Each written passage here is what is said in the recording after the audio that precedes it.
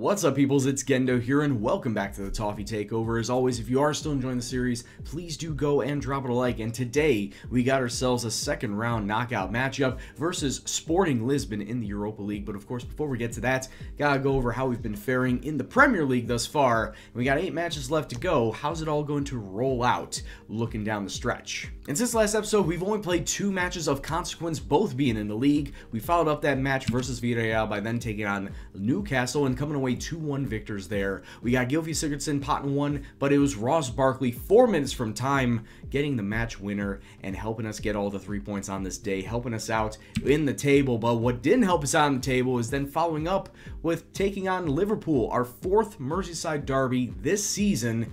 And we lose to him again, 2-0 this time. Firmino and Emre Can getting the goals for the Reds. And it just seems like that 4-2 victory over them is so long ago. In fact, it was back in October. It was on my birthday, October 28th. It just seems so long ago at this point in time, and I feel like the players at the end of that match said, okay, no more losses to Everton. And that's exactly what they've done. We haven't gotten ourselves a win since that time. The good thing is we don't have to play Liverpool anymore this season, but as you can see further down, we do still have to play Chelsea and Arsenal right near the end of the season, and it could very well mean that a match versus Chelsea, a loss versus Chelsea, could eventually give them the title since they're in first place right now. And speaking of places, looking at the table, Chelsea sitting in first place, we are nipping at their heels. Kinda. We're 6 points behind them in second place though still, but it's Manchester United and Liverpool nipping at our heels. They're 2 points behind us. West Ham are in 5th, Spurs in 6th, Man City in 7th, and the Gunners sitting down here in 10th place. They are clawing their way back up the table, but it's well off the pace from what Gunners fans expect the club to be doing, and I'm pretty sure if he hasn't been sacked yet, yeah, okay, so Arsene Wenger got sacked, and Jurgen Klopp is now the manager at Arsenal, which means that I really need to take a look and see who the manager of Liverpool is now. Pep Guardiola. Okay, so it's a lot of manager movement going around. Pep Guardiola is now the Liverpool manager. Who's the Man City manager? Luis Enrique, the former Barcelona manager, is now Man City manager. I mean, this manager carousel has just gone off the rails. So with 8 matches left to go, taking a look at the relegation zone, you got Newcastle bottom, Brighton, and West Brom rounding out that relegation zone. Leicester not that far behind. In fact, we're going to be taking on Leicester today as the match in between the 2 Sporting matches. Of course, we're going to get a recap of that, but a loss from Leicester, that could see them drop into the relegation zone. And one final thing to note before we get into the matches today, Romero Funes Mori is finally almost back from his injury. He had himself damaged knee cartilage, which set him out 10 to 11 months at the very start of the season. And it's great that we can finally bring him back as a center back. He's obviously only going to be playing in the Premier League. He's not registered for the Europa League. And as you would have expected for not playing for 10 months, his physicals have taken a turn for worse. So hopefully getting himself regular first team football, this will recuperate just a little bit. And hopefully you can see him actually starting some matches before the season is over. Right, so it's that time once again where it's the Europa League, and we only have 18 players to use because of my administrative oversight and registration rules suck. In fact, we actually have 17 players to use, as well as one of my under-23s in Benny Beningame, who's being brought up to help fill out the bench, because of course Idrissa Ganagay is out with his torn hamstring. But taking a look at the starting 11, we got Pickford and net, Coleman, Keane, Jags, and Baines along the back line. We got James McCarthy, the defensive mid, with Davies and Barkley just ahead of him. Lookman, Morales out on the wings. Sandro sitting up top. The guy, he's got 28 goals. He needs 2 more to hit 30. I'm sure he could do it. And nothing really more needs to be said. We know that we need to get the away goals if we want to have an easy time coming back for the second leg and getting ourselves through to the quarterfinals of the Europa League. So let's just go out there and see what happens. And Sporting coming out in a 4-4-2 with 2 defensive mids. They got Basque, Dost, and Seydou Doumbia sitting up at the top, and they got Carvalho down here, Battaglia, Pinto, Patricio. Is that Rui Patricio? I believe that is. So they got themselves a pretty decent lineup going forward. It's obviously going to be something that we need to get around because of that very defensive-heavy formation. If we can just try and utilize our wing play to get it out past them and then cross it into the box to Sandro, or somebody else that's sitting in there, I feel like we can have a fine time. But it all remains to be seen because it is traveling away, and usually away teams in European competitions always have the worst luck. And so far, we are holding our own versus Sporting after 20 minutes, and like I said, having the worst luck, We don't have a lot of the shots. We don't have a lot of the possession. And in fact, we don't even get the first highlight, as that does fall to Sporting. Seydou Doumbia coming inside with a cross to Basque Dost. And Basque Dost is able to put that inside. I thought for sure one of our guys was going to be clearing that away as I saw them jump high. I have no idea what I just saw because I thought that we had this cleared away, but it's Sporting 1, Everton 0. Sporting having a lot of the ball and Sporting looking very deadly on the day, and Basque Dost with a second goal. It's 2-0 to Sporting. They have just been absolutely all over us. Attacking wise, we're just very, very meek, and I don't really understand what the possibility could be. It could be that we're trying to utilize the wings too much and not going down the middle, whereas Sporting are just right there in our faces, and we can't do much about it. 35 minutes on now, and we got the ball in an attacking position. Baines through to Ross Barkley, and Ross Barkley hits it over the bar. Our first real attacking chance, and it goes begging. Ball coming inside now, and Kevin Morales getting a goal back. We got a crucial away goal right here, but really, we need to talk about Michael Keane. He picked up a bruised knee, and I think I may need to be subbing him out at halftime. He started this entire thing off of a throw-in. Kevin Morales taking a shot first and foremost, bounces off a defender. It falls to Ademola Lookman, who then gets it back into Morales, and just like that, we're back into this match. We're back into the tie. As we come into halftime, I was just taking a look at all of my player ratings, and everybody along the back line is a 6'4 or a 6'3. The defense has been shockingly bad today. Shockingly bad. And like I said, Michael Keane is in fact going to be coming off for, and I'm actually surprised that nobody is actually popping up. Mason Holgate is actually going to be coming in for him. Long ball up over the top through to Basque Dost. He is on his hat trick. I really don't want him to get a third goal. Acuna taking this to the byline, crossing inside. Jordan Pickford's there with the save. Scary times, boys. Another corner kick for Sporting, and they have just been all over us today, continuously all over us, through to Silva, and he just lofts it way over their bar. Just made my last two subs right back to back. Aaron Lennon's coming on, and so is Gylfi. I need to have a little bit more pace down the wing, and then, of course, a little bit of creative freedom with Gylfi Sigurdsson coming on. Will it lead to anything? 18 minutes left to go. Let's hope for something. About 30 seconds after I just said that, ball through to Sandro, and Sandro, yes, buddy!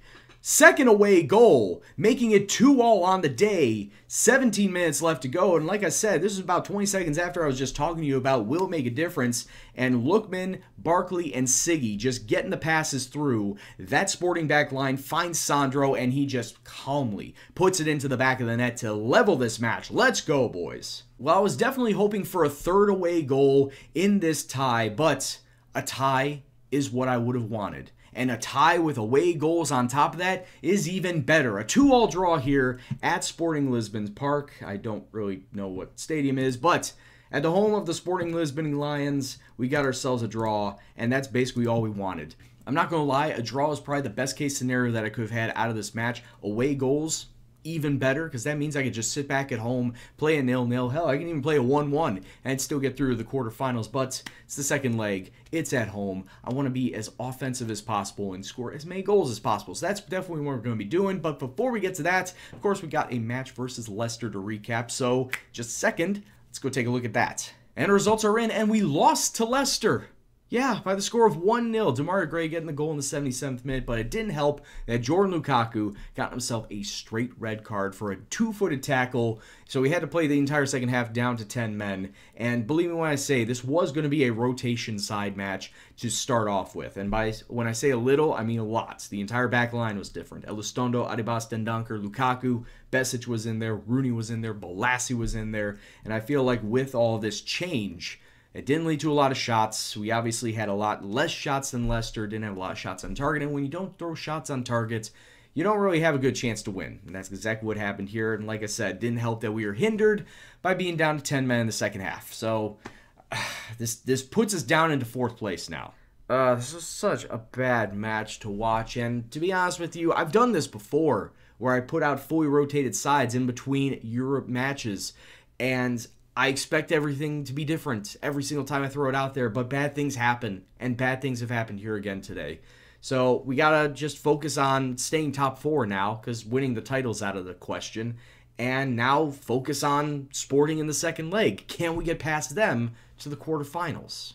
Right, so now it's time for the second leg of this Europa League matchup versus Sporting. And of course, we're going to be going with a 4-2-3-1 since we're at home. And Jordan Pickford is going to be the man between the sticks. It's pretty much going to be the same back line as what you saw in the first leg. Koeman, Holgate, Keane, and Leighton Baines. You got James McCarthy, the defensive mid, with Tom Davies. Yes, Tom Davies, not Ross Barkley, is going to be the center mid today. The attacking mids will be Davy Klaassen down the middle. We got Aaron Lennon out on the right-hand side, and we got Gylfi Sigurdsson as a Raumdeuter on the left, and of course the main man sitting up top, Sandro, looking to score goals.